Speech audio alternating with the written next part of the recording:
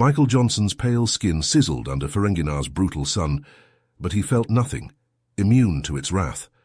The Ferengi were not so lucky, his alien guide Kraxon staring at Michael's undamaged flesh with a mixture of horror and amazement, as if witnessing a grotesque miracle. But there was no time to marvel. The trade negotiations were about to begin, and if Michael failed to secure an agreement, millions of humans on the frontier colonies would starve. Kraxon led Michael into the shadowed negotiation chamber, the Ferengi's bulbous forehead glistening with sweat. "Your resistance to ultraviolet radiation is impressive," Kraxon whispered, his voice laced with greed and trepidation. "But it will not save you at the bargaining table." Michael met Kraxon's gaze, his blue eyes hard as steel. The Ferengi had no idea who they were dealing with. The fate of humanity rested on this deal. Michael would do whatever it took to win, even if it meant teaching these scheming aliens a lesson they would never forget. Kraxon grinned as he led Michael to the sunlit negotiation table. The Ferengi had planned this carefully, ensuring the human would be subjected to Ferenginar's harsh rays for hours on end. Surely, the pale-skinned Terran would eventually succumb to the heat and agree to whatever terms Kraxon demanded. But as the talks dragged on, Kraxon found himself increasingly unnerved by Michael's lack of discomfort. The human's skin, rather than reddening or blistering, darkened to a rich bronze. Michael's eyes remained alert and focused, his energy levels seemingly undiminished by the prolonged exposure. Kraxon, on the other hand, felt his own concentration slipping. He was forced to call for frequent recesses, during which he would retreat to the shadowed alcoves of the chamber and slather his leathery skin with protective lotions. Each time he returned to the table, Michael appeared more invigorated, as if the sunlight itself was fueling his determination. Whispers began to circulate among the Ferengi delegation. Some speculated that the humans possessed a secret technology that shielded them from the sun's harmful effects. Others suggested that Michael's resilience was evidence of a more profound biological difference between their species. As the negotiations stretched into the evening, Kraxon received a disturbing report from his operatives stationed at the human embassy. The spies had observed the Terran diplomats and staff members engaging in peculiar behavior during their breaks. They would stand motionless in the sun, their faces tilted towards the sky, as if basking in the ultraviolet glow. Some of the humans even appeared to be absorbing the rays directly into their skin, their flesh shimmering with an otherworldly luminescence. The operatives, their own hides blistering from just a few moments of exposure, watched in a mixture of horror and fascination. Kraxon felt a bead of sweat trickle down his furrowed brow. He had always assumed that the humans were a relatively weak species, their lack of natural defenses making them easy prey for the galaxy's more cunning predators. But now, faced with Michael's apparent invulnerability and the unsettling reports from the embassy, he began to question his assumptions. If the humans could thrive under conditions that would incapacitate a Ferengi, what other advantages might they possess? Kraxon shuddered at the thought of facing such a species on the battlefield. He realized that he may have underestimated the Terrans, both as potential trading partners and as possible adversaries. As the sun finally dipped below the horizon, Kraxon called for an adjournment. He needed time to regroup, to reassess his strategy in light of this new information. Michael, his skin now a deep, burnished brown, nodded in agreement, a slight smile playing at the corners of his mouth. Kraxon watched the human leave the chamber, an uneasy feeling settling in the pit of his stomach. He had a feeling that these negotiations were far from over, and that the true nature of the humans had yet to be fully revealed. The negotiation chamber was suddenly plunged into darkness as a brilliant flash of light flooded through the windows. Kraxon let out a yelp of pain, shielding his eyes with his arm. The Ferengi delegation erupted into a frenzy of panicked shouts and scrambling bodies, all desperate to escape the searing ultraviolet radiation that had engulfed the room. Michael, however, remained seated, his skin absorbing the intense rays like a sponge. He glanced around the chamber, taking in the chaos with a mix of confusion and concern. "What's happening?" he asked, his voice cutting through the din. Craxon, who had taken refuge beneath the negotiation table, peeked out at Michael with a look of sheer terror. "A solar flare," he gasped, his voice trembling. "The radiation levels are off the charts. We need to get to shelter now." But as the Ferengi delegation fled the chamber, Michael felt a strange sense of calm wash over him. The UV rays, rather than causing him pain, seemed to invigorate him, filling his body with a surge of energy. He stood up, his skin now a deep, rich bronze, and strode towards the exit. Outside, the streets of Ferenginar were in complete disarray. Ferengi citizens ran in every direction, their screams of agony piercing the air as the solar flare's unrelenting rays seared their unprotected skin. Many collapsed to the ground, their flesh blistering and peeling before Michael's eyes. Without hesitation, Michael turned to his human colleagues. "We need to help them," he said, his voice filled with urgency. "Gather all the UV protection gear and medical supplies we have. We're going to distribute them to the Ferengi." The human delegation sprang into action, rummaging through their supplies and donning protective clothing. They ventured out into the streets, braving the intense radiation to reach the Ferengi in need.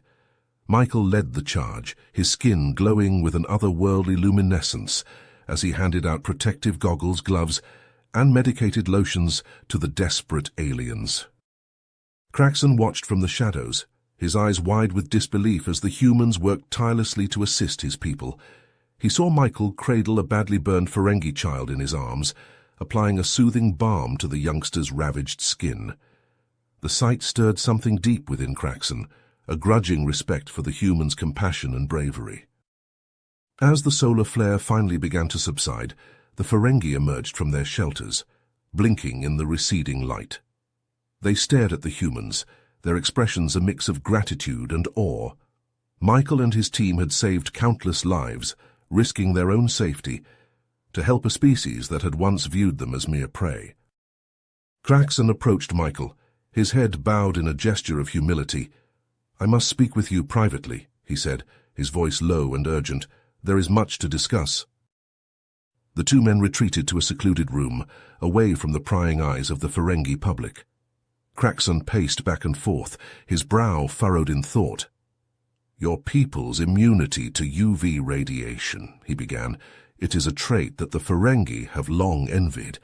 It has limited our ability to expand our trade empire beyond our own solar system." Michael nodded, sensing where the conversation was headed. "And you believe that human technology could help you overcome this limitation?" Craxon's eyes gleamed with a mix of greed and desperation. "Precisely. In exchange for exclusive trading rights and access to your UV protection technology, the Ferengi will offer our vast network of contacts and resources to help your people establish a strong presence in the galactic market." Michael leaned back in his chair, considering the proposal. The offer was tempting, a chance to secure humanity's place in the universe and ensure the survival of their frontier colonies. But he knew that dealing with the Ferengi was always a double-edged sword. "I'll need to discuss this with my superiors," Michael said, his voice measured and cautious. "But I believe we may be able to come to an arrangement that benefits both our species." Craxon grinned, his sharp teeth glinting in the dim light. "I look forward to our continued negotiations, Michael. Perhaps together we can forge a new era of prosperity for both humans and Ferengi alike." Michael leaned back in his chair, his mind racing with the implications of Craxon's proposal. The offer was tempting, a chance to secure humanity's place in the galactic market and ensure the survival of their frontier colonies. But he knew that dealing with the Ferengi was always a risky proposition, and he needed to be sure of their true intentions before committing to any arrangement. "Your offer is intriguing, Craxon," Michael said, his voice measured and cautious. "But before I can agree to anything, I need to know more about your people's scientific capabilities and the potential consequences of sharing our technology." Craxon shifted in his seat, his eyes narrowing slightly. "Of course, Michael, we have nothing to hide. In fact, I would be happy to give you a tour of our most advanced research facilities so you can see for yourself the progress we have made." Michael nodded, sensing that Craxon was not entirely comfortable with the idea of revealing the Ferengi's technological secrets. but he knew that this was a necessary step in building trust between their two species. The next day, Craxon led Michael through a series of high-security laboratories, each one more impressive than the last. The Ferengi scientists were clearly skilled and resourceful, their equipment and experiments rivaling anything Michael had seen on Earth. But as they entered the final lab, Michael's eyes widened in shock. In the center of the room stood a massive device, its gleaming metal surface etched with intricate patterns and glowing with an eerie ultraviolet light. "What is that?" Michael asked, his voice tight with concern. Craxon hesitated for a moment, then sighed. "It's a UV amplification device," he admitted. "We've been experimenting with ways to harness the power of solar flares as a weapon." Michael felt a chill run down his spine. The implications of such a technology were staggering, and he knew that in the wrong hands it could be used to devastating effect. "Why would you create something like this?" he demanded, his eyes locked on Craxon's. The Ferengi looked away, his expression a mix of shame and defiance. "Originally, we planned to use it to gain an advantage over our trading partners and potential adversaries. But your arrival and your people's immunity to UV radiation has changed everything." Craxon turned back to Michael, his voice urgent and persuasive. "Don't you see? Together we could usher in a new era of prosperity and security for both our species. Your technology could help us expand our trade empire beyond our wildest dreams, while our resources and contacts could ensure the survival and success of your frontier colonies." Michael hesitated, torn between his desire to forge a mutually beneficial partnership and his deep concerns about the potential misuse of the UV amplification technology. "I need time to think about this," he said finally. "I have to consult with my superiors back on Earth before I can make any decisions." Craxon nodded, his expression a mix of disappointment and understanding. "Of course, Michael. Take all the time you need." As Michael left the research facility, his mind was in turmoil. He knew that the opportunity presented by Craxon could be a game-changer for humanity, but he also realized that the risks were enormous. Meanwhile, word of the humans' extraordinary abilities was spreading like wildfire among the Ferengi population. Some saw the Terrans as valuable allies, their immunity to UV radiation a key to unlocking new frontiers of trade and exploration. Others, however, feared the humans' potential dominance, worried that their technology and resilience could make them unstoppable.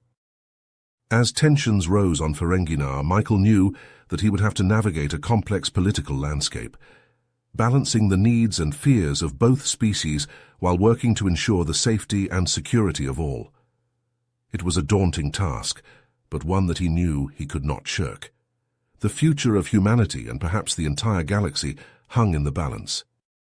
Michael paced back and forth in his quarters, his mind racing with the implications of Craxon's proposal.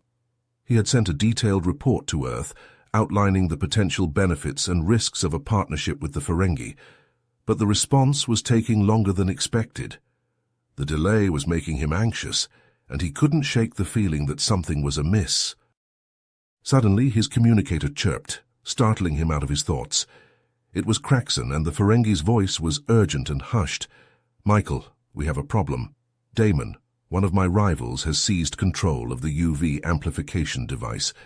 He's planning to use it to attack Earth, to wipe out your people before they can gain a foothold in the galactic market." Michael felt his blood run cold. How did this happen? I thought the device was secure. "Damon has been gathering support among the hardliners, who fear human dominance. They caught us off guard, and now they have the device and a small army of loyal followers." Michael clenched his fists, his mind already working on a plan. "We have to stop them, Craxon. If they succeed, it could mean the end of everything we've worked for." "I agree," Craxon said, his voice grim. "I have a plan, but it's risky. We'll need to infiltrate the facility where the device is being held and sabotage it before they can use it." Over the next few hours, Michael and Craxon worked out the details of their plan. They would need to move quickly and quietly, relying on stealth and surprise to breach the facility's defenses. Michael would take the lead, using his immunity to UV radiation to get close to the device and destroy it, while Craxon would provide support and cover. As they made their way to the facility, Michael could feel his heart pounding in his chest. He knew that the stakes were high, and that any mistake could be catastrophic, but he also knew that he had no choice. The fate of his people, and perhaps the entire galaxy, rested on his shoulders. The infiltration went smoothly at first, with Michael and Craxon slipping past the guards and making their way deeper into the facility. But as they approached the chamber where the device was being held, they were confronted by Damon and his followers. "Well, well, well," Damon sneered, his eyes glinting with malice. "Look who it is. The human savior and his Ferengi lapdog." Michael stepped forward, his voice calm and steady. "Damon, you don't have to do this. We can find another way, a way that doesn't involve war and destruction." Damon laughed, a harsh and bitter sound. "You still don't get it, do you? There is no other way. The Ferengi will never be safe as long as your kind exists. We must strike first, before you can use your powers against us."